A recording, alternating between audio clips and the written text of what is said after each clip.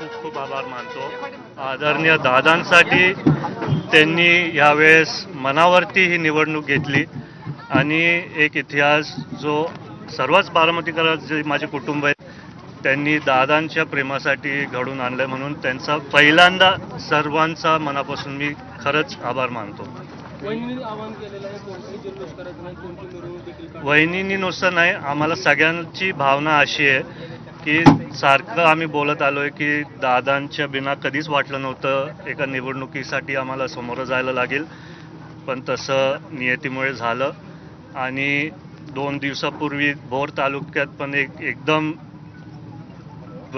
वाईट घटना घडली आहे त्या चिमुकलीच्या संदर्भात. तर आम्हाला कोणालाही वाटत नाही की हा आनंदाचा दिवस आहे.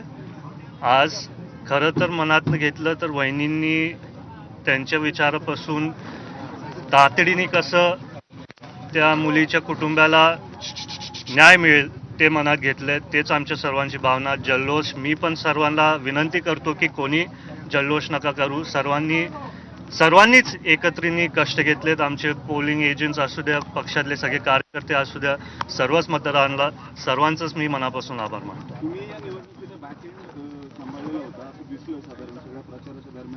नाही, मी एकट्याने नव्हतं काय केलं. आम्ही नाही, ते बघा, मी तुम्हाला आताच बोललो ही वेळ तशी नाही बोलायची. मी आधी पण बोलत आलोय की 29 मध्ये लोकांची आशा आहे. मी सातत्याने बोलत आलोय मी सर्वांसाठी काम करणार आहे.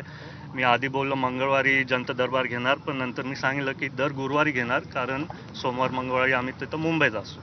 आणि असं काय नाही की 29ची तयारी चालू आहे. मी सारखं बोलत आलोय की दादा एक आधार म्हणून होते सर्व बारामतीकरांसाठी, आणि वहिनी जेव्हा मुंबईत असतील मी पण माझ्या स्वतःनी कष्ट घेऊन सर्वांना तो आधार दिला पाहिजे आणि कामं करायला पाहिजे.